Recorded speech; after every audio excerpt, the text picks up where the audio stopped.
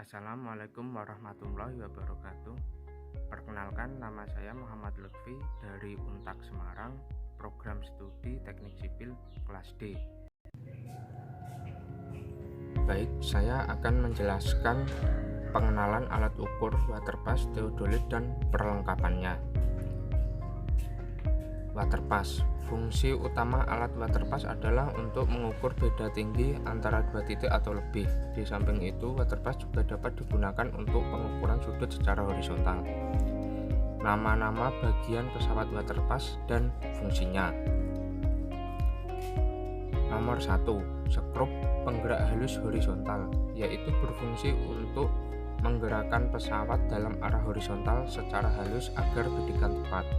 2. Info kotak, berfungsi untuk mengetahui apakah dudukan pesawat sudah rata dan seimbang atau belum. 3. Cermin nifo kotak, berfungsi untuk melihat posisi gelembung atau nifo kotak pesawat. 4. Lensa objektif, berfungsi untuk menangkap objek atau benda yang diamati.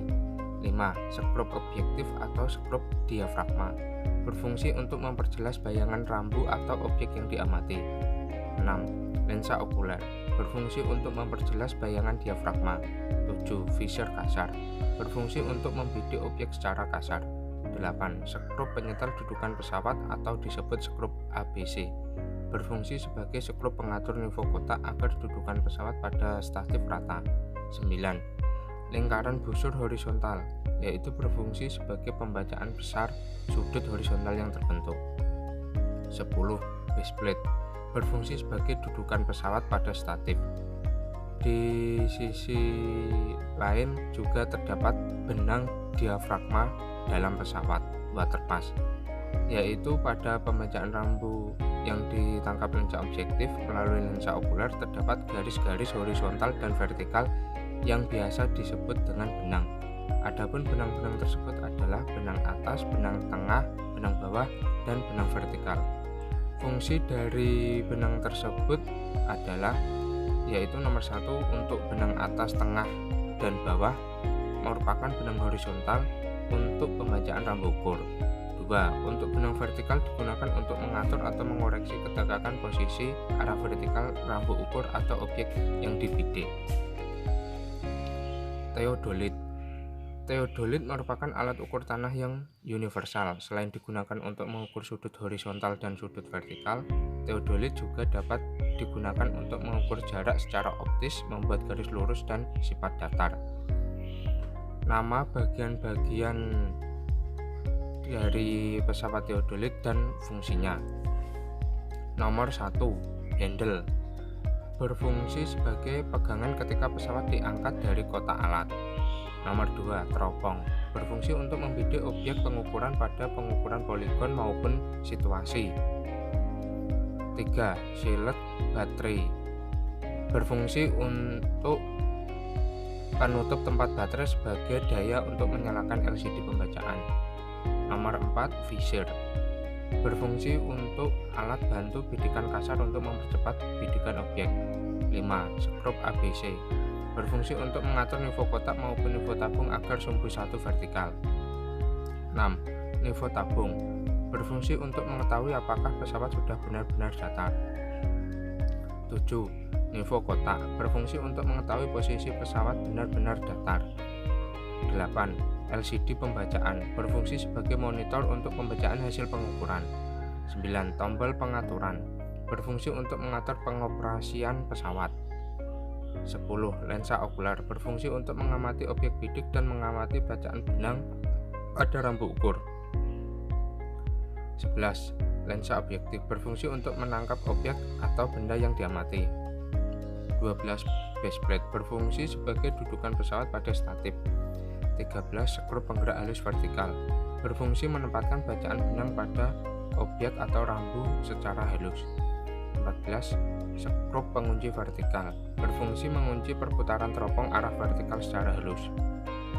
15. Skrup penggerak halus horizontal, berfungsi menempatkan bacaan benang pada objek rambu secara halus. 16. Skrup pengunci horizontal, berfungsi mengunci perputaran teropong arah secara horizontal secara halus. 17. Centering optik, berfungsi untuk mengecek kedudukan pesawat agar berada tepat di atas patok. 18. Skrup centering optik, berfungsi untuk memperjelas tampilan benda yang ditangkap oleh optical lumet teleskop. 19. Skrup pengatur ketajaman benang, berfungsi untuk memperjelas benang pada lensa, benang atas, benang tengah, benang bawah. 20. Skrup pengatur fokus teropong, berfungsi untuk memperjelas objek yang dibidik.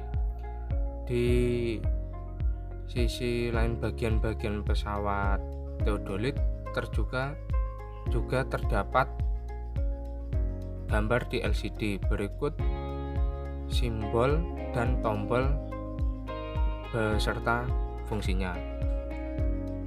Simbol V dengan keterangan besar sudut vertikal yang terbentuk. Simbol HR yaitu untuk besar sudut horizontal bagian kanan. Simbol HL besar sudut horizontal bagian kiri. Simbol HT untuk pengulangan pengukuran sudut. Simbol 8AVG untuk jumlah pengulangan atau rata-rata sudut. Simbol TILT untuk mode TILT hanya untuk tipe DT205-205L. Simbol F untuk mode tombol fungsi yang terpilih. Simbol persen untuk persentase kemiringan. Simbol G tampilan satuan unit. Untuk tombol shutdown berfungsi untuk mengaktifkan dan mematikan pesawat. Tombol R_L untuk pengukuran horizontal sudut kanan atau kiri. Tombol V_% untuk menunjukkan sudut vertikal, tampilan sudut vertikal atau tampilan persen. Tombol Hold untuk mengatur atau menahan sudut horizontal yang terbaca. Tombol 0 set untuk mengatur posisi sudut horizontal pada 0 derajat. Tombol Fung untuk memilih fungsi. Tombol REP untuk pengulangan pengukuran sudut. Tombol seperti matahari untuk tampilan terang atau gelap layar LCD. Tombol kiri, kanan, dan atas untuk tanda perubahan tombol ke kanan, ke kiri, maupun ke atas. Statif atau disebut juga kaki tiga berfungsi sebagai penyangga waterpass. Dengan ketiga kakinya dapat menyangga penempatan alat yang pada masing-masing ujungnya runcing agar masuk ke dalam tanah. Ketiga kaki statif ini dapat diatur tinggi rendahnya sesuai dengan keadaan tanah, tempat, atau alat itu berdiri. Statif ini biasa juga disebut dengan tripod. Bagian-bagian dari statif: A. Bidang level atau kepala statif berfungsi sebagai kedudukan pesawat waterpass. B. Skrup pengunci berfungsi untuk mengunci pesawat waterpass pada statif supaya tidak bergeser atau jatuh. C. Tali pembawa berfungsi agar statif mudah diangkat pada saat dipindahkan.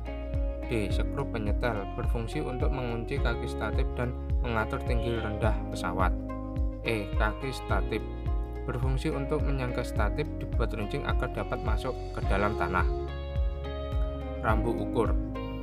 Alat ini biasanya terbuat dari kayu atau bahan aluminium. Pada sisi depannya terdapat skala pembacaan, digunakan untuk memberi tanda titik sementara di lapangan pada saat pengukuran.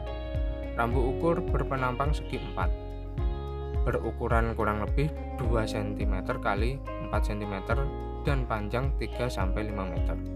Bagian depannya dilengkapi dengan ukuran skala cm. Pada setiap 1 meternya diberi cat yang berbeda dan mencolok. Umumnya dicat dengan warna merah, putih, hitam, kuning. Pada material rambu ukur juga terdapat salah satunya nivo yang berfungsi untuk mendapatkan sipatan mendatar dan kedudukan alat, dan unting-unting untuk mendapatkan kedudukan alat tersebut di atas titik yang bersangkutan. Cara pemasangan bak ukur atau rambu ukur. Atur ketinggian rambu ukur dengan menarik batangnya sesuai dengan kebutuhan, kemudian dikunci. Letakkan dasar rambu ukur tepat di atas tengah-tengah patok atau titik yang akan dibidik. Usahakan rambu ukur tersebut tidak miring atau condong ke depan, belakang, kiri, maupun ke kanan karena bisa mempengaruhi hasil bacaan. Agar rambu ukur tidak miring, gunakan nivo kotak. Arahkan lensa pada teropong pesawat. Unting-unting. Unting-unting ini melekat di bawah penyetel kaki statif. Unting-unting ini berfungsi sebagai tolok ukur apakah waterpass tersebut sudah berada tepat di atas patok. Rollmeter. Alat-alat ukur jarak ini digunakan pada pengukuran di lapangan untuk menentukan jarak antar patok di mana patok tersebut tepat rambu ukur akan ditempatkan. Patok. Alat ini terbuat dari kayu atau bambu yang digunakan untuk memberi tanda batas yang bersifat sementara pada saat pengukuran. Payung. Payung digunakan untuk melindungi pesawat dari sinar matahari langsung maupun hujan karena lensa teropong pada pesawat sangat peka terhadap sinar matahari. Kompas. Kompas digunakan untuk menentukan arah utara dalam pengukuran sehingga dijadikan patokan utama dalam pengukuran yang biasa disebut sudut azimut. Pilok. Pilok digunakan untuk menandai level atau garis-garis pinjaman di saat pengukuran.